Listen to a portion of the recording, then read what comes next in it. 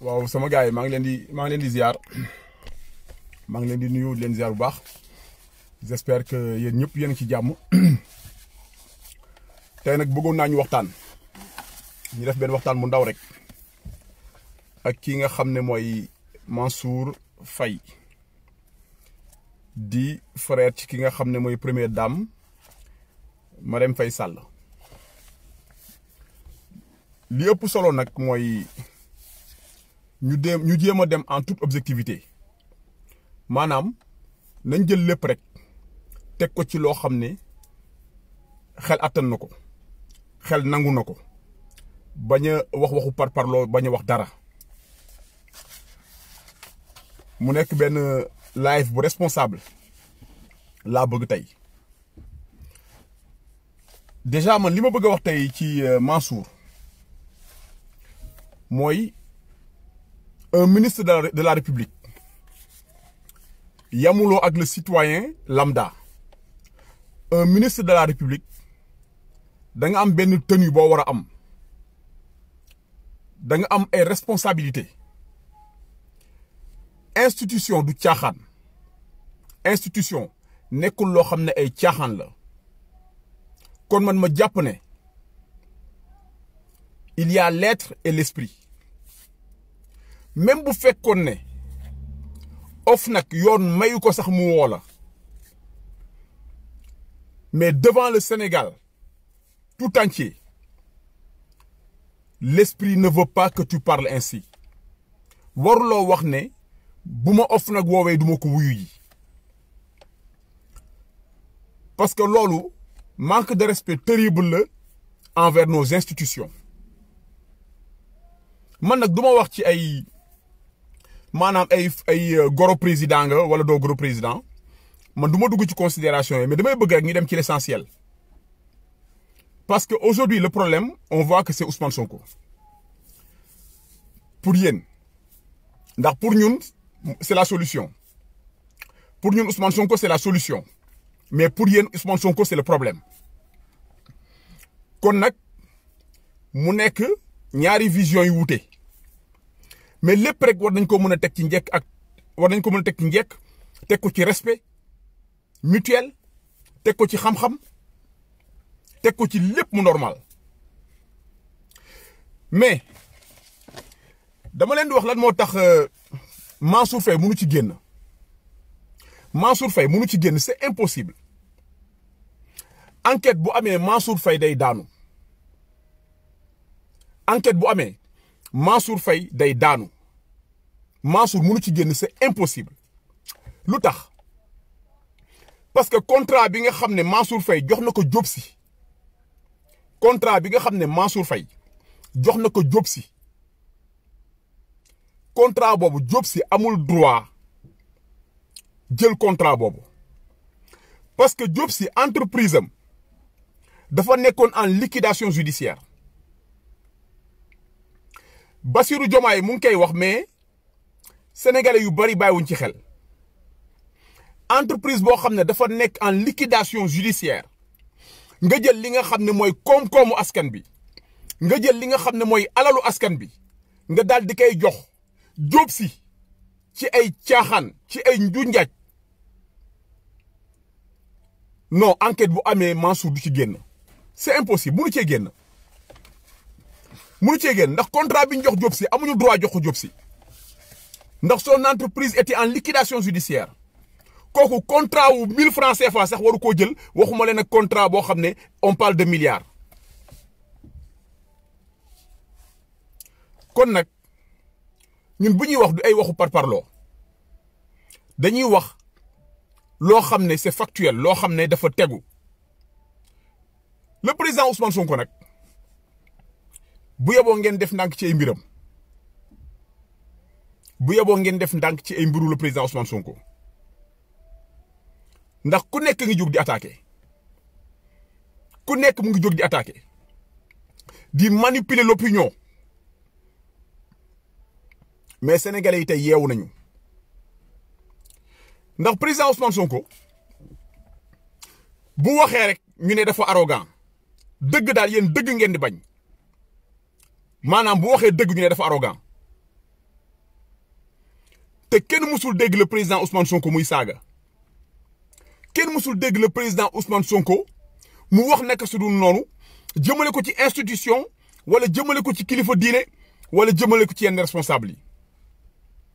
munu leen a nekk ci dëkk nag yor alalu askan bi di ko paccoo di ko caaxaane ba pare ne fii kenn du ko fi waxee da ngeen di nax seen bopp rek ngeen di nax te leen président Ousmane Sonko wax rek mooy dëgg bu fekkee ne da ngeen yaakaar ne mën ngeen def li ngeen di def en toute impunité seen bopp rek ngeen di nax reddition des comptes dina am te bu boobaa du doon comme CREI yi bi ngeen xam ne da ngeen koo yëngal rek pour éliminer benn adversaire politique mais boobaa reddition des comptes bi dina laal képp koo xam ne dañ la joxoon budget nga koy gérer reddition des comptes dina la laal loolu exigence populaire la amul sax luñ ciy négocier mu nekk Ousmane Sonko wala keneen ak keneen exigence populaire la pour que képp koo xam ne joxoon nañ la koppar ñu càmbar la ba xam fi nga dugal xaalis bi. Sénégal mënul continuer nii mënuñu continuer nit ñi dëkk ci ndóol nit ñi am ay problème Covid 19 bi ñëw doggali nit ñi ngeen di dem di jël ay nit di leen génne seen biir kër pour lan est-ce que c'est le moment propice dem di déloger ay nit ci seen biir kër même bu fekkee ne sax nekkuñu ci dëgg ñoom mais c'est pas le moment en pleine Covid c'est pas le moment en pleine récession ngeen di dem di jël ay nit leen génne seen i biir kër c'est pas le moment. Un gouvernement doit être responsable. Un gouvernement doit être responsable. ndax ñi ngeen xam ne yéen a ngi leen di génne seen biir kër mais c'est pas des Burkinabés c'est pas des Ivoiriens c'est pas des Congolais mais ce sont des Sénégalais comme yéen comme ñun. dafa am loo xam ne même bu la ko yoon mayee sa xel war naa tey ndax famille yooyu ngeen di génne am na ay xale am na ay jigéen xool leen ci seen bopp bu fekkoon ne yéen la ngeen xool ko ci seen bopp est-ce que di ngeen bëgg ñëw génne leen bëccëgu ndar kàmm. Non, il faut être sérieux dans ce pays-là. Il faut être sérieux dans ce pays-là. Mais pour revenir à Mansour Faye man vraiment man damay am lu ma metti quoi damay am lu ma metti ndax li ñu mayul woon le président Wade may nañu ba may lu ko ëpp le président Macky Sall moo tax parfois damay am problème man ci Sénégalais yi considération yi ñu am par rapport ak yenn problème yi. Ablaye Wade benn doomam moo taxoon ñu xeex ko Ablaye Wade benn doomam à l'époque ñu koy wax ministre du ciel et de la terre moo taxoon sénégalais yi fippu mais xool leen tey di xew Sénégal xool leen tey di xew Sénégal Mansour Faye jox la ay ndombo tànk Aliou Sall joxoon la caisse de dépôt et de consignation par décret présidentiel jël Omer moom moo takk yaayu Marème Faye Sall ñu jël ko nommé ko PCA Petrosen c'est-à-dire tu as toute la famille Faye Sall képp kuñ ci mën a caser rek ñu caser la nommé la par décret te Ablaye Wade benn doomam lañ ko bañaloon mais li gën a garaaw ci loolu mooy nee ngeen kenn du ko fi waxee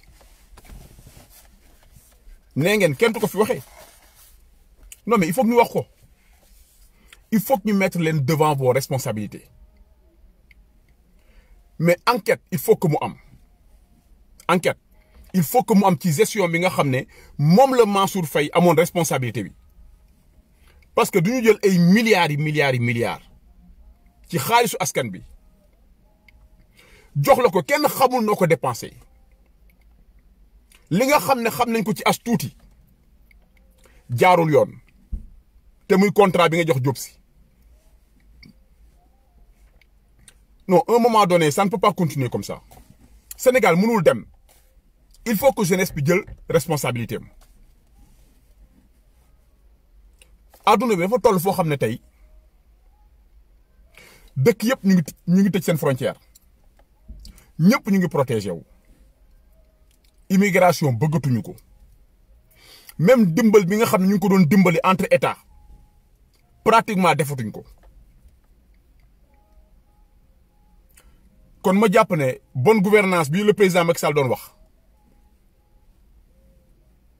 bu ñu ko appliqué wul dès maintenant dégâts yi muy jur dina doy waar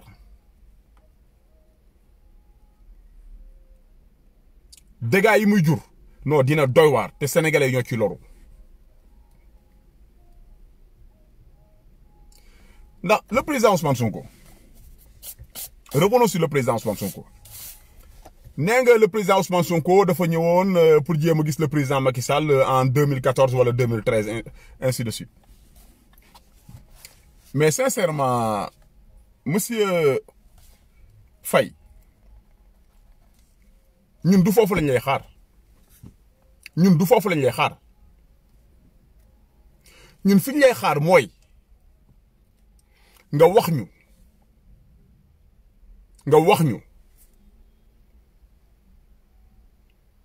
nan nga dépenser xaalis bi nga xam ne xaalisu sénégalais la ñu jox la ko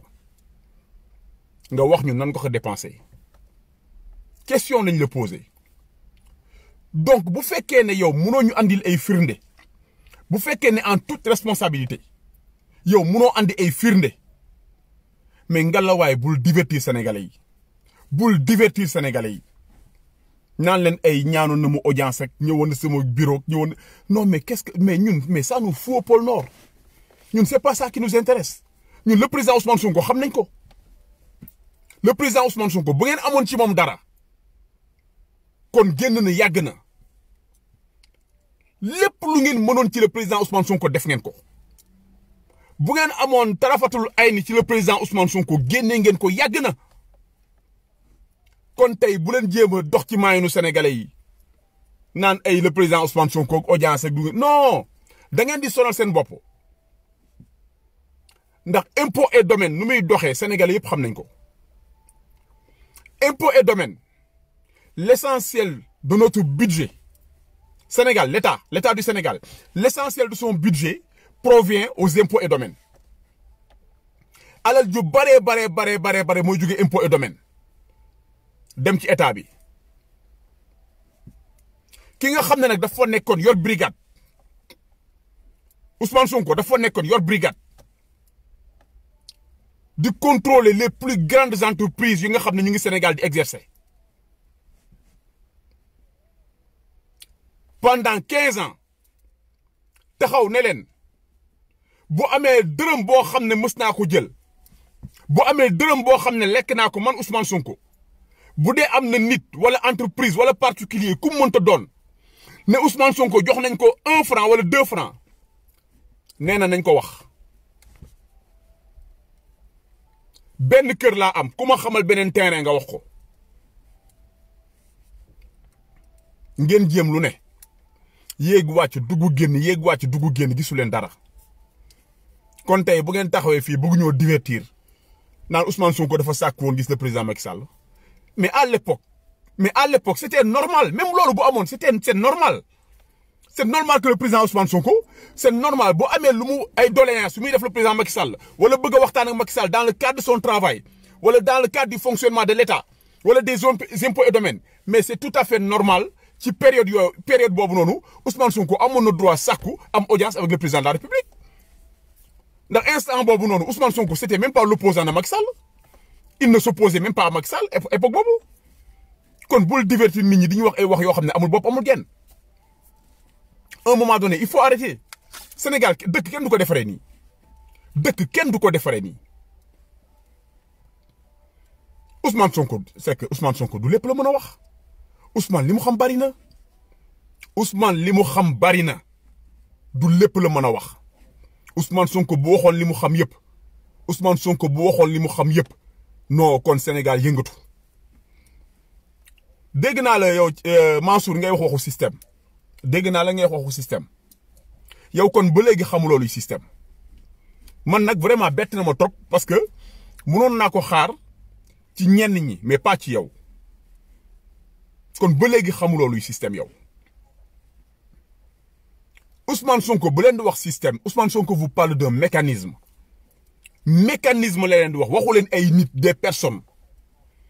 mais àdduna bi fépp foo dem am na ñu baax am na ñu bon Ousmane Sonko mënoo ko génne ci système Ousmane Sonko ci boppam il est dans un système mais daf leen ne yéen daf leen ne seen système bi ngeen yor baaxul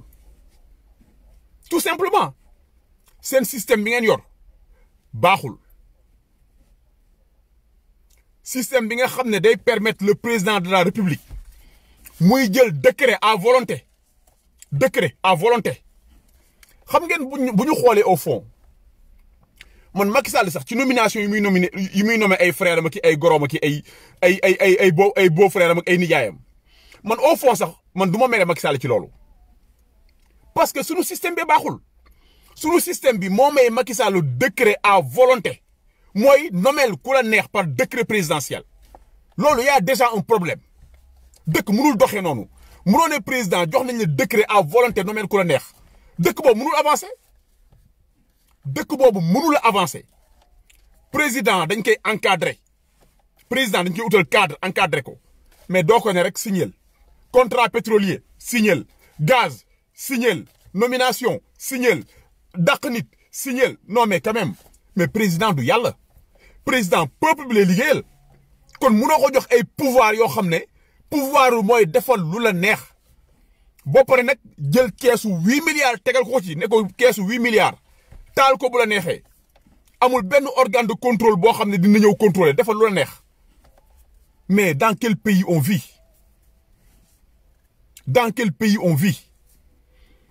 man nag li ma gën a metti mooy Sénégal yàgg na am ay boroom xam-xam Sénégal dëkku boroom xam-xam la ndax boo remonté ba ci ñoom Cheikh Anta Diop ñoom Blaise Diagne ñoom président Lamine Gueye nga xam ne Sénégal dëkku kàngam la Sénégal duñu ay cuune danaa leen wax benn mbir tey jii gis ngeen antillais yi les antillais yi ngeen di dégg bu ñu amee seen nationalité française bu ñu nekkee français ñu reconnaître leen comme français c'est grâce à Lamine Gueye loi boobu bu ngi tudd loi Lamine Gueye moo ko xeexoon fii à l'Assemblée nationale fii en France ne antillais yi outre-mer ñoom ñëpp dañ leen war a reconnaître comme des français xeex ko ba ñu adopté loi bi Assemblée nationale bu France ñoom ñu nekk ay français kon sénégalais ba mu yàggee xeex ci àdduna bi bay xeexal ñoo xam ne nekkuñu sax ay sénégalais kon ngeen xam ne Sénégal dëkku kàngam la léegi on prend des gens comme Mansour Faye nga xam ne waruñu leen sax def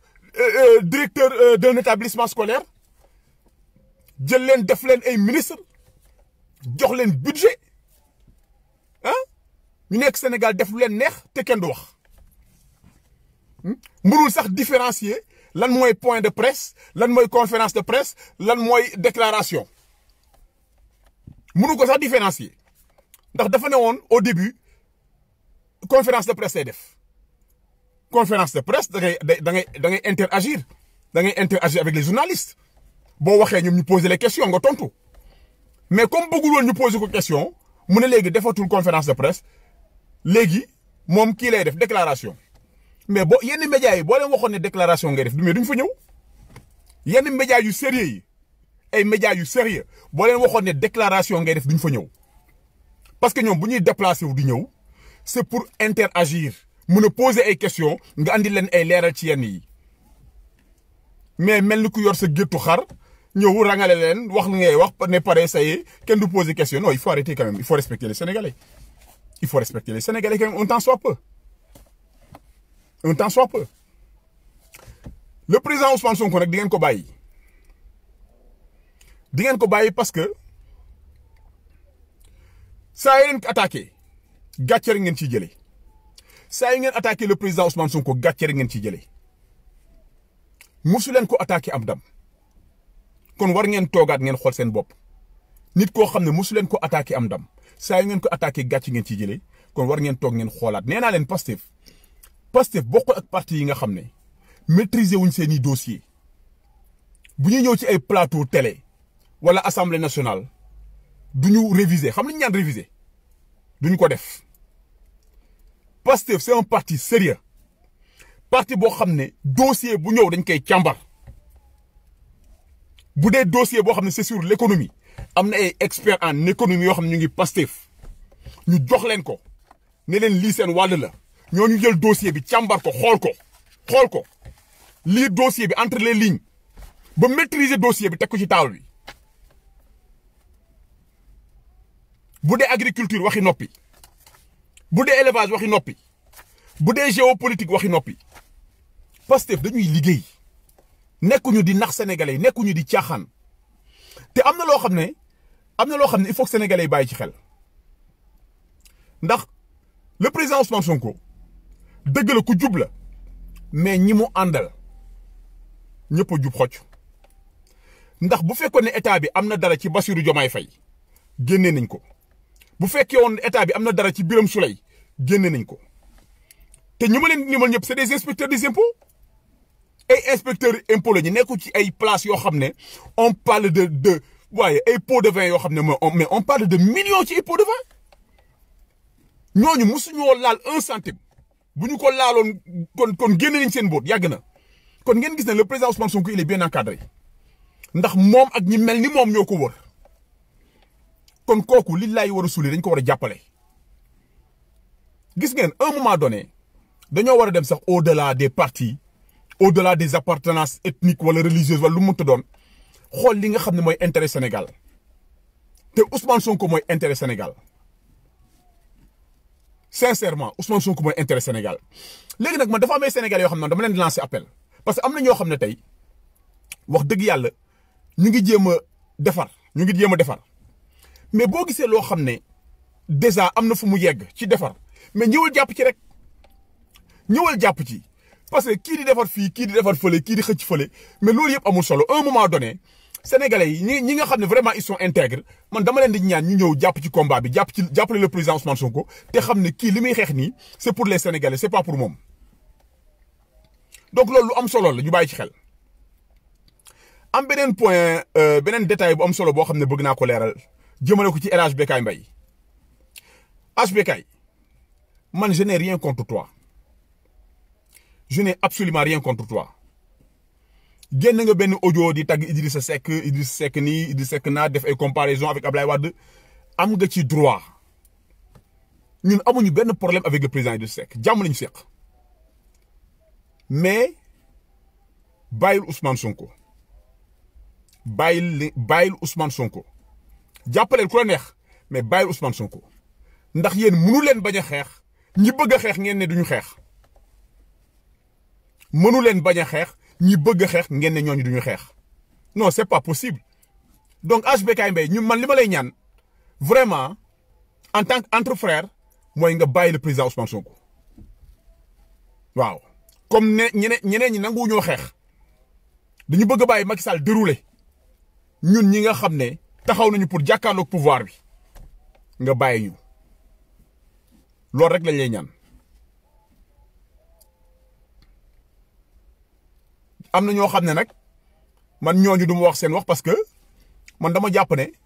ñooñu wax ci ñoom régression la da ngay sax ridicule di wax ci yenn doomu aadama yi da ngay sax ridicule moo tax am na ñoo xam ne du ma wax ci ñoom parce que considéré wu ma leen sax comme ay nit kon ñooñu du ma wax ci ñoom mais képp kuy attaquer le président Ousmane Sonko rek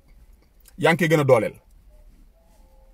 te dinaa leen wax benn mbir maa ngi koy wax démb ci benn live ma ne leen bàyyi leen xel Ousmane Sonko bàyyi leen ko xel bu baax a baax a baax a baax yàlla bu nammee defar réew daam fu mu koy jaarale yàlla nee na du ma changer destin benn réew fii lekk ñoom décidé wu ñu changer seen destin wu bopp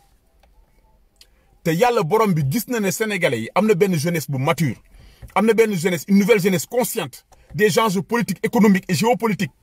boo xam ne ñu ngi xeex Sénégal ma jàpp ne yàlla lii moo tax yàlla bëgg a jàppale Sénégalais yi andi leen ko mel ni Ousmane Sonko te li ma leen mën a wax mooy lan sunu yonent bu tedd sunu yonent bu tedd bi nga xam ne mooy wasila ñëpp nga xam ne ñun ñëpp mooy sunu wasila mu yonent yàlla Muhammad alayhi salaatu wasalaam ba muy am 40 ans ba muy am 40 ans la yàlla jël mission bi teg ko ci loxoom le président Ousmane Sonko 1974 la juddu ñu créé Pastef en 2014 à 40 ans Ousmane Sonko am 40 ans waa Pastef jël parti bi ne ko yow lañ tànn pour nga ñëw jiite parti bi à 40 ans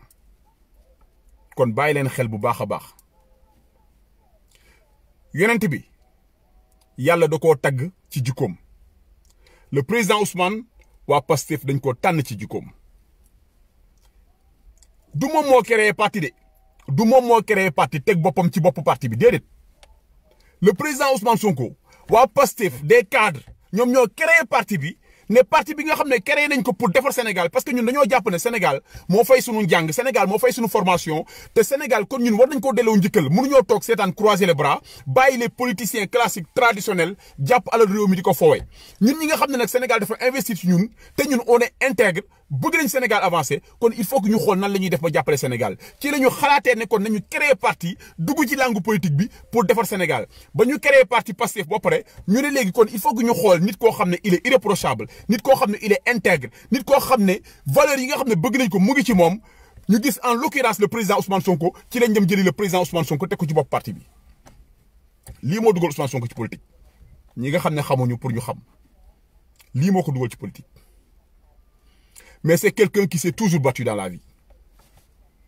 ba mu waree jàng na ba muy dugg ENA moo nekk major ci promotion am ba mu nekkee biir ENA jàq ji nekkoon biir ENA moom moo ko doon jiite ñëpp ci ginnaawam lañ doon jàll ba mu ñëwee impôt et domaine fekk ne impôt et domaine amul syndicat dafa xeex ba samp fa syndicat Hadjibou Soumaré à l'époque premier ministre xeex lu ne def na ko pour Ousmane Sonko bañ a teg syndicat impôt parce que l'essentiel du budget de l'État fa lay jógee kon am syndicat arrangé wu leen mais dafa xeex ba teg fa syndicat jiite ko ñetti at kon c'est quelqu'un qui s'est toujours battu c'est quelqu'un qui a défendu des principes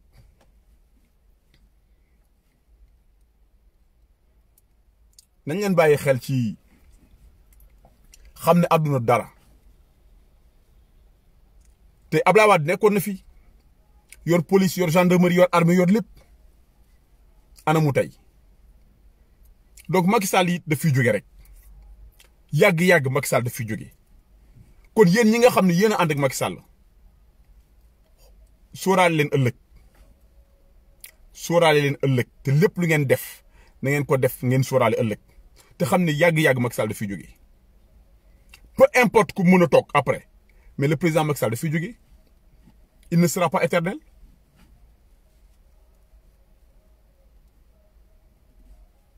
kon dafa am yoo xam ne jaru ko Ousmane Sonko li mu fi wax yëpp kenn mësu ko dindi amul lu président Ousmane Sonko mës a wax ñu dindi ko amul lépp lu mu leen wax comme ni ko Idrissa Seck doon waxee jusqu'à l'extinction du soleil mun leen ko dindi te bu ngeen ko jéemee dindi rek gaañu waaw lépp lu président Ousmane wax bu ngeen ko jéemee dindi rek gaañu ndax du waxantu lépp lu muy wax c'est documenté amul lu muy wax loo xam ne c'est pas documenté waaw Mansour Faye nag yow bul yóbbu nit ñi ci terrain boo xam ne intéressé wuñu yow demal nga wuy ju OFNAC demal OFNAC nga jox leen preuve yi nga xam ne ñu ngi koy demandé ñun loolu rek la ñuy xaar ci yow xaaruñ ci yow leneen ay audio ñàkk audio ñun xaaruñ ci yow loolu ndax pendant ce temps le président mu ngi ci tool yi ne ndaw ñi jóg leen ngeen bay te xam mbay nu mu amee solo ci économie xam ne benn dëkk mënul développer sans mbay nga ne ndaw yi jóg leen bay ndaw yëpp jóg ñëpp jóg dem bay kooku xam nga ne biir Sénégal ci homme politique yi le président Ousmane Sonko rek la ko yàlla may ne ndaw ñi jóg leen ngeen maye deret ñu maye deret ba banque de sang yëpp fees amatuñu sax fu ñuy stocké deret bi kooku rek le président Ousmane Sonko rek la ko yàlla may ci langue politique bi kon dañuy jaajëfal bu baax le président Ousmane Sonko di leen jaajëfal aussi parce que yéen ñi nga xam ne aussi yéen a nekk ci live yi di encourager liveurs yi ay jàmbaar ngeen non c'est vrai ay jàmbaar ngeen ndax dafa am ñaari Sénégal dafa am benn Sénégal bu ne déet benn Sénégal bu ne waaw Sénégal bi nga xam ne nag mu ngi bañ ku ko noot yéen ci Sénégal boobu ngeen bokk am Sénégal boo xam ne rek moom daa nangu ñoom la concerné yal nañu yàlla musal ñu bokk ci Sénégal boobu yal nañu yàlla musal ñu bokk ci Sénégal boobu kon nañu concentré wu ci Sénégal bi nga xam ne moom moo jóg taxaw Sénégal bi nga xam ne Sénégal Sëñ Touba Sénégalu El Hadj Malick Sénégalu Baye Niass Sénégalu Boukounta Maam Limaamu Laay Lat Joor Diop Cheikh Anta Diop ñun ci Sénégal boobu la ñu bëgg a bokk te ci la ñu bëgg a dee it yàlla bu ñu ànd ak politicien ndax ay intérêt personnel waaw xanaa sama gars yi di leen bëggee rek di kontaan ci yéen bu baax soxna yi ak kilifa diine yi fi nekk yëpp kilifa yi fi nekk sama gars yi donc madame monsieur yéen ñëpp maa ngi leen di ziar di kontaan ci yéen waaw xam naa nag dama yemale fii live bi xam naa ba beneen yoon incha allahu ñu waxtaanaat ci beneen thème incha allah waaw di leen bëggee nag bu baax a baax sama gars yi jërëjëf merci beaucoup à la prochaine.